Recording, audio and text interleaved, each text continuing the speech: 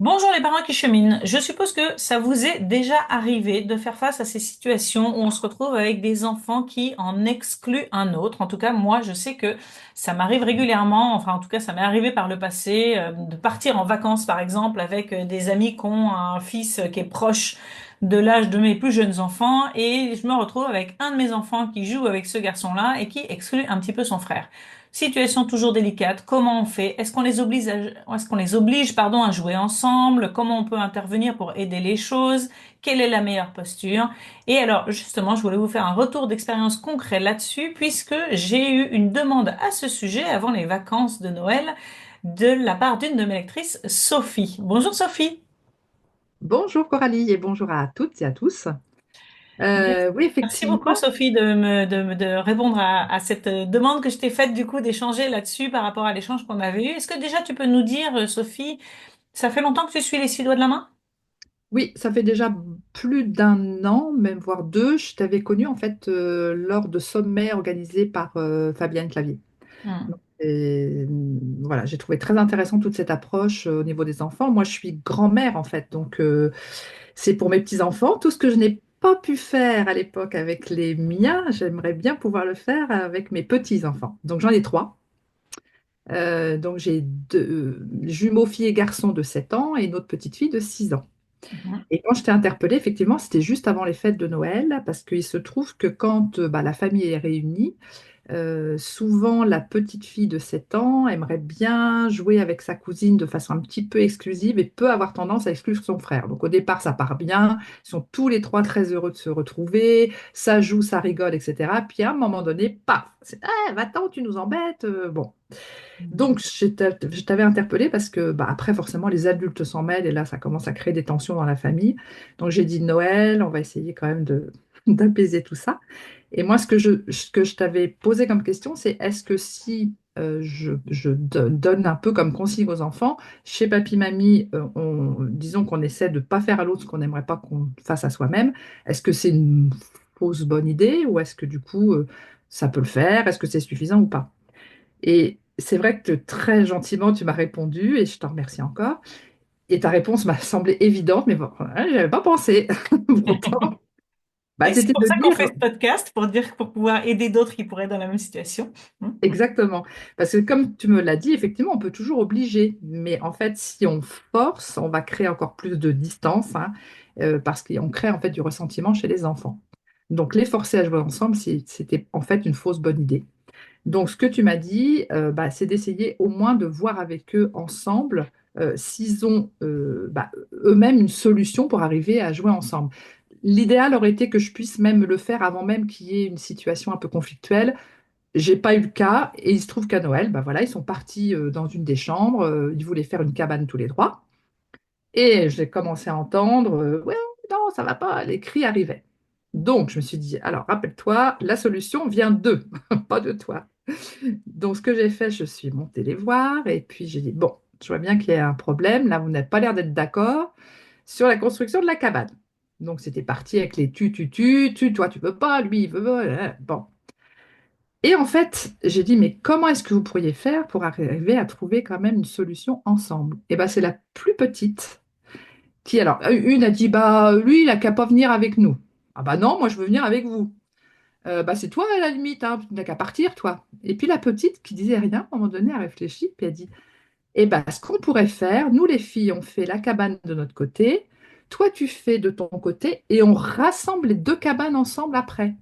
Et Hmm. alors là, j'ai vu les yeux s'illuminer des deux autres. J'ai dit, ah bah d'accord, on fait comme ça. Et c'était parti. On les a plus entendus pendant au moins une heure. Ils ont fait leurs deux cabanes, ils ont rejoint les deux cabanes, et tout allait bien. Donc, je dis pas que c'est magique, mais franchement, là, en les amenant à réfléchir eux-mêmes à une solution, bah là, ça a marché. Alors, ça n'a pas marché une autre fois parce que là, je crois que j'ai attendu trop longtemps. Ils étaient très, très, très énervés ce jour-là. Il y avait beaucoup de tensions et de tensions au niveau des adultes aussi, ce qui fait que ça n'a pas marché, mais je retiens vraiment le fait de pouvoir bah déjà le faire, j'allais dire en temps de paix, mais oui, quand il y a des, tu m'avais dit d'ailleurs peut-être de leur faire remarquer que bah, ça arrive quand même de temps en temps que ça soit conflictuel entre eux et que comment on pourrait faire pour que ça se passe mieux. Mm, Je pense que c'est vrai de les faire réfléchir avant que la tempête soit là. C'est quand même mieux. mm, mm. Super, merci beaucoup pour ton partage, Sophie. Alors, je vais essayer de ressortir pour tous les gens qui peuvent nous écouter, de ressortir un petit peu effectivement plusieurs points à souligner dans ton anecdote. La première, pour repartir de ce que tu viens de dire à la fin, le fait de pouvoir leur en parler avant et de voir comment, alors, effectivement, t'as pas pu le faire dans cette situation au départ, ou t'as pas pris le temps, ou il n'y a pas eu l'occasion, enfin peu importe.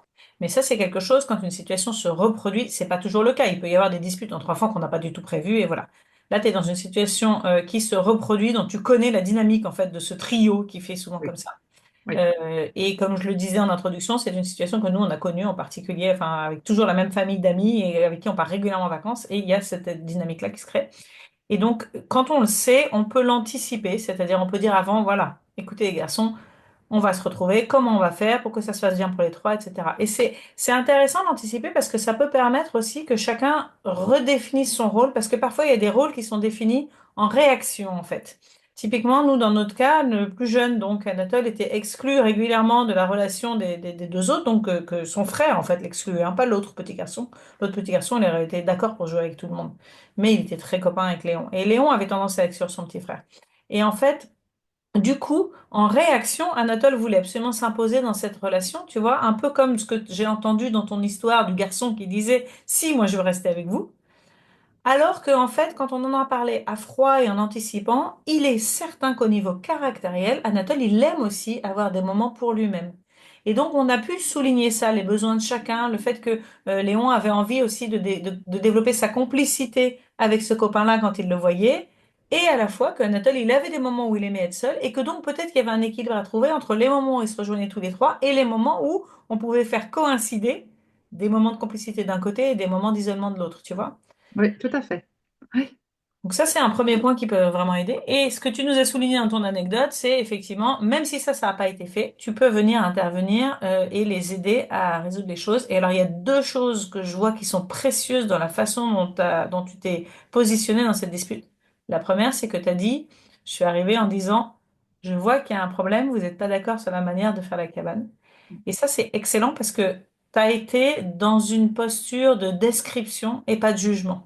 mm, Ça, c'est précieux parce qu'en fait, ils ont tous raison avec leur propre histoire. ouais, c'est vrai. Oui. Oui, ça, je l'ai bien retenu de tes différents postes. Hmm. Parce que sinon, on se pose en fait en médiateur, mais enfin, c'est même pas en médiateur là, on se pose en juge. Et donc, il y a forcément un qui a raison contre l'autre. Et c'est vrai que je pouvais avoir tendance quelquefois à le faire. Et je voyais tout de suite que ça mettait de la colère chez l'un, l'autre qui ricanait un peu en disant, bah, tu vois, c'est moi qui ai raison, c'est pas toi. Et ça, je l'ai bien retenu parce que c'est important. Oui. Ouais, exactement. Mais merci de le souligner parce que je pense que c'est très important et ça fait partie de mon approche quand je fais des partages autour de disputes dans la fratrie typiquement. C'est effectivement cette posture de se mettre en juge. Ça fait que ce que tu viens de décrire, la réaction immédiate de l'un qui est perdant, plein de ressentiments, l'autre qui est plutôt en victoire et donc à écraser un petit peu parce que il a eu l'aval de l'adulte. Et en plus, en filigrane, tu vois, le message. euh, implicite, c'est ben il y en a effectivement un qui a raison et l'autre qui a tort. Alors que en réalité, personne n'a raison ou tort sur la façon de mener une cabane. Chacun a son approche, c'est tout. Tu vois? Donc c'est hyper intéressant de venir et dire j'ai l'impression qu'il y a un problème et que je vois qu'il y a un problème et je vois que vous n'êtes pas d'accord. Point. Mm. Ouais. Oui, et c'est vrai que du même coup, j'ai senti que tout de suite, ils écoutaient.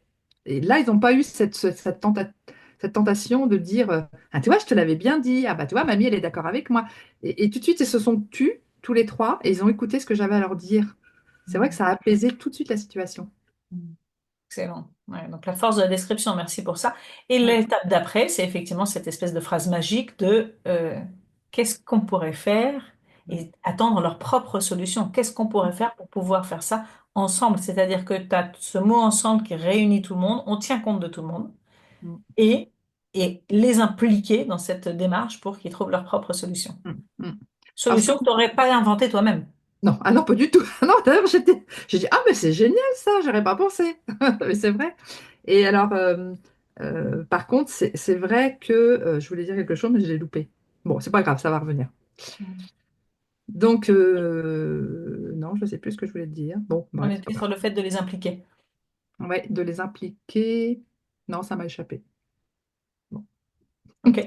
Bon, si ça te revient, dis-le moi. Ouais, ouais, Et alors, du coup, quand vous arrivez à faire ça, que vous posez cette question un peu magique, alors ça marche pas tout le temps, et on va en reparler avec ton deuxième exemple, mais quand ça marche, ça peut vraiment, en plus, ça fait appel, ça les rend acteurs, tu leur redonnes du pouvoir, ça permet aussi que c'est pas nous qui imposons, enfin, c'est vraiment, on les, on les met dans une posture où du coup, ils sont beaucoup plus volontaires parce qu'on donne de l'importance en fait à leur propre point de vue. Donc oui. c'est ça qui est la clé.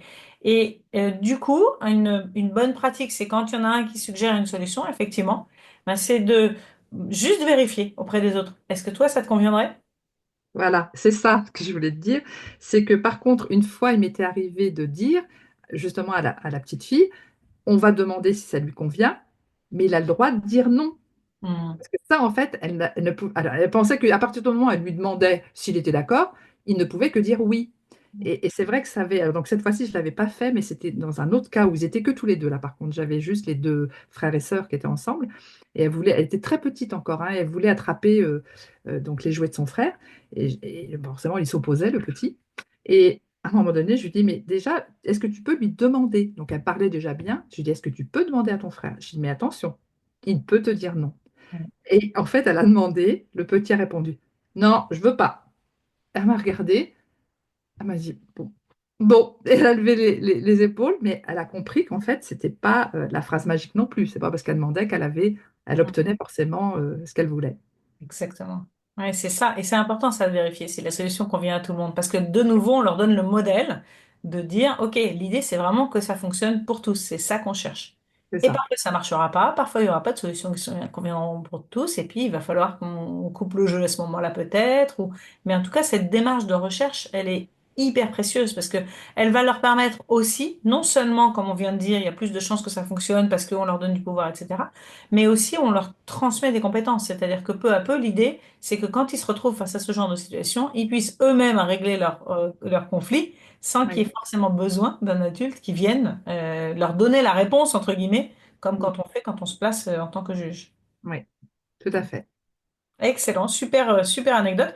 Et alors, juste pour terminer cette analyse, puisque j'aime bien cette analyse de situation qui nous permet de prendre un peu toutes les leçons qui sont réapplicables, tu nous dis que la dispute suivante, ça n'a pas fonctionné, et ça Mm. n'a pas fonctionné parce qu'ils étaient trop sous le coup de l'émotion, c'est bien ça? Oui, oui, oui, oui. Beaucoup, beaucoup d'excitation. On avait laissé, je pense, les choses un peu dégénérer. Et les adultes aussi étaient du même coup très stressés, ce qui fait que là, ça a un peu dégénéré.